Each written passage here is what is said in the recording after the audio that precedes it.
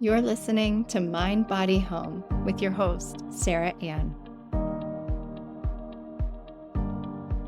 So I've been saying this for a really long time, that the home is most certainly a missing piece to the mind-body equation. And what do I actually mean by that? Well, when you think about your home environment, you want to ask yourself or pay attention to, how does it make you feel? Okay, so do you feel overwhelmed? Maybe perhaps you have too much stuff, not enough storage space, you can never find anything, right? Maybe you feel frustrated. Maybe your home causes you like constant maintenance issues and it's a huge time suck, or, because you can't ever get to the maintenance issues, or it's just one thing after another. Or maybe you're even embarrassed by your home, right? This was really huge working with design clients. And in fact, it was kind of a struggle for me as a business owner, specifically as it related to social media and posting consistently online, because even though I was proud of the work I did, I knew that for a lot of people, it created more cycles of shame, right? Because there was this longing and desire for a lot of people to have homes that looked a certain way, but just were really unattainable for so many. And I struggled with, do I contribute to that by posting these perfectly staged homes on, Instagram? Or do I do something different? And I think that's a huge reason why I transitioned into coaching clients through the power of mind, body, home alignment in this process to end cycles of shame and guilt, because it's really these emotions, how we feel about our home, that is the driving factor of our home's condition and why we can't seem to get our homes in the condition that we want. Now, there might be some of you out there who absolutely love your home, right? You love its quirks and it's comfortable. You get a lot of compliments on it, not necessarily meaning it's staged like, for a design magazine, but there's just a vibe in your home. And I can tell you that that's most likely people who feel that way about their home are dominant in the earth element, because earth elements love comfort. They love ease and comfort and cozy, whereas some other elements, they will have a very different vibe in their home. So for example, metals might be cold or very refined. I think of ultra contemporary, the type of home that, doesn't necessarily look like any kids live there, right? The furniture has unique shapes, a lot of metal framing, maybe some sharp angles to it. Or the fires, the fire elements out there, their homes might be a little loud. They're going to be bold with color, or, multiple colors and patterns and animal prints, right? It could be a very eclectic vibe, depending on their hobbies and interests, but fires are very bold. A water home, it might be very yin energy, right? They don't open their blinds or their shades. It's very dark. There's not enough lighting in the home. Some other quirks you'll notice, like they don't replace the light bulbs, or outside the trees and the shrubs have sort of taken over some of the exterior windows. So it's just like dark, not enough light gets in. So you can start to see how the different elements play out in our homes, but also in ourselves. And you might be thinking, oh, that's me, or that's not me, right? Like I have to open my blinds and curtains every day or I can't function in my home. Or, oh yeah, I'm that earthy type. My house seems to be the cozy hangout for my teenager and their friends. Or I'd like my home to become that if it's not. So we start working with the elements, understanding your dominant element and that of your homes, which will certainly be a reflection of you and your family, so they should be similar. That's one factor in the Mind, Body, Home program that we will start to uncover for you, so that you can start recognizing where you need to incorporate other elements in your home to help balance what's not working for you and even what you might be working against. So if you're too rigid, you're highly organized, to the point that no one can lay something on the countertops without you moving it or pointing it out, right? We need to soften that a bit with a little bit of fire, right? Because fire melts metal, so it just softens a bit. Or if you have too much fire, like, the bold colors and patterns, you might be working too much or maybe partying too much, right? You can't find time to settle down or relax in your home. And if that's the case, we might need to add some earth elements to help balance that, because earth contains the fire, right? But also understand, just like with the body, we don't want to just treat symptoms, okay? We can't just sprinkle in a few fuzzy blankets and all of a sudden your home is cozy and you feel relaxed, right? It doesn't work like that. We have to also target the mind as well, because that's where these imbalances begin. In the mind-body-home framework, I use the 80-20 rule, where the mental work or the fitness program is about 80% of the work, and the physical or the body and the home environment contribute equally at about 10% each. So we're kind of layering together all of these elements of mind, body, and home, but really the mental work is where we start to see the most transformation. And, I don't want that to sound heavy, right? Like, oh, mental fitness, it sounds kind of like boring, like I can't even work out. And, in the physical, how am I going to tolerate mental? Well, part of the program is also about having fun.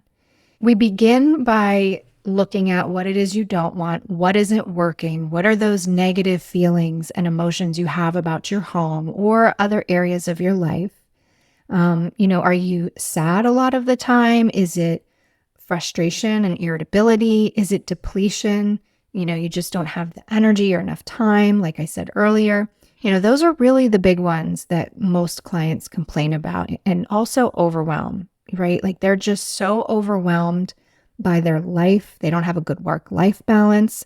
Their homes are overwhelming. They come home to overwhelm. That's the biggest one. And that's one that was probably my biggest complaint as well, was that I just felt overwhelmed. But the good news is we don't stay here, right? This is our starting point, because then we want to move quickly away from that. We need to know what's not working in order to incite change, but we don't want to stay here. And that's unfortunately what a lot of people do through, some of their mental chatter, even their outspoken chatter, constantly saying to yourself and others how overwhelmed you are, how frustrating things are. You don't have time, you don't have the energy, work sucks, right? We've got to reprogram parts of the mind to sort of limit those ideals from coming out into the ethers, because that's really what's holding you back. And those are some things that keep sabotaging you. And so that is a huge part of the mental fitness program. Learning tools and techniques to limit that so that you can start seeing energetic shifts, and start building new neural pathways to start telling a different story, start using different language. So that's a little insight into what's to come next week when I talk about the mental fitness part of this program. But again, we don't stay there long because we want to have fun, right? We start putting together a plan for what it is we do want. We start dreaming big. We put it out there on paper. We create affirmations together. We create sacred space in the home to practice. And we start preparing our homes and our lives for receiving. And this is probably where most people familiar with the law of attraction miss, is preparing to receive. Like, for example, say you want to find a partner, someone to share your life with. Well, if that person showed up tomorrow or next week, how prepared are you to welcome them into your life? Right? Do you have an outfit to go out on a date? Are you doing just routine maintenance on yourself? Like, your hair's done, not done to the nines, but like Your hair's colored, your nails are done if that's what you're into, like you feel confident, whatever it is that makes you feel confident about yourself. Are you keeping up with some of that maintenance work that just, is necessary in order to attract? And it's not about how you look, it's about how you feel about yourself. And so, not just on appearance, do you even have space on your calendar for a date night or a social event? I see this with clients who work themselves way too hard. They want love and partnership, but they really only make time for work. Or maybe you're in a relationship and you're ready to take things to the next level, but your partner isn't. There's like this energy that's, preventing the other one from taking the next step. Well, have you prepared yourself and your home for two people? Is your bed large enough for two? Do you have two nightstands, two lamps, room in the closet or in empty drawers for them and their things? So we ask and then we prepare for its arrival. So working with and really understanding how the law of attraction works is also a huge part of the Mind Body Home Alignment program. And it's probably my favorite. The law of attraction, like for many, I don't know, I guess I'm assuming for many, was kind of my gateway into all of this work. And so, that's, in my opinion, that's the juice. Like, who doesn't want to witness manifestation in a positive way, knowing that you did that intentionally? So these are just a few things that we work on in the program, but to kind of recap a little bit, the Mind Body Home Alignment program is a way to start looking at your home and your personality to better understand your elemental makeup. You will understand, if you're a strong metal, if you're a strong earth, maybe you're missing some of that fire energy. If you are a workaholic, maybe it's more wood element and you need to cut that down a little bit and we need to introduce some metal. So it's all about really understanding your core makeup from an elemental perspective to see how we can balance some things out. And we not only do that in your life, but we do that in your home too. We look at the floor plan of your home to see if there's any missing areas, right? Like, for example, sticking with the partnership example, structurally from a floor plan perspective, maybe your home has a completely missing chunk and that chunk happens to be the love corner, right? So there are things we can do energetically to remediate that, to bring more balance in that area. But again, feng shui and all of these remedies, missing corners, like that's just one piece of the pie. So, if it's not a missing area, maybe there's too much going on in a particular area of the home. Where does clutter continually build up? And so where in your life do you feel most stuck? There's most likely a direct correlation there. And so we'll explore that together. We start looking inward. We begin asking the deeper questions, right? Or if you've already been asking those questions, we start looking to the home and the mind body for clues as to what's holding you back. We work together on a mental fitness program, again, which I'm going to go deeper on next week. And we also have fun. One of the things I like to incorporate is fun, because once I started not taking all of this so serious is when I started to see some changes, right? When we're serious, we're sort of rigid. Our bodies are frozen. Our minds are resistant. But when we're having fun, we're flowing and we're free and we're engaging. And those are the avenues in which receiving will find us.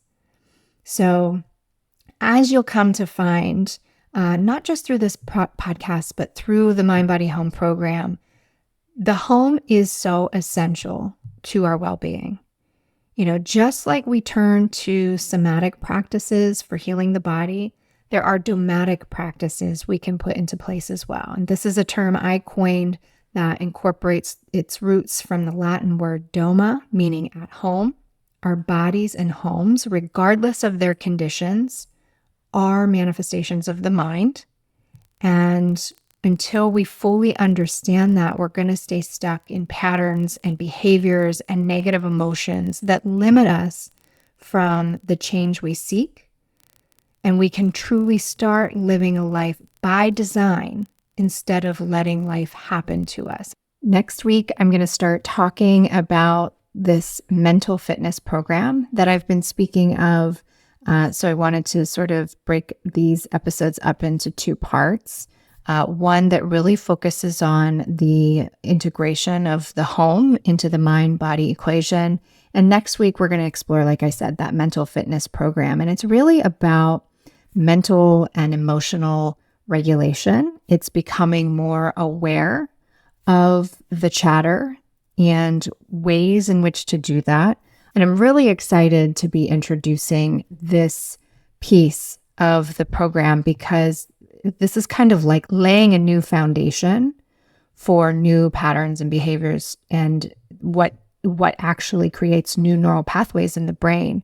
So we're going to look at the mental chatter, the judgment that's constantly coming up in our head, the things, the routines, the thoughts that sabotage us. We're going to start becoming really acutely aware of how they are interfering with our day-to-day. And again, the word that I hear most often with clients is overwhelm. And what I want to talk to you about is how a lot of that overwhelm is created by your own mind.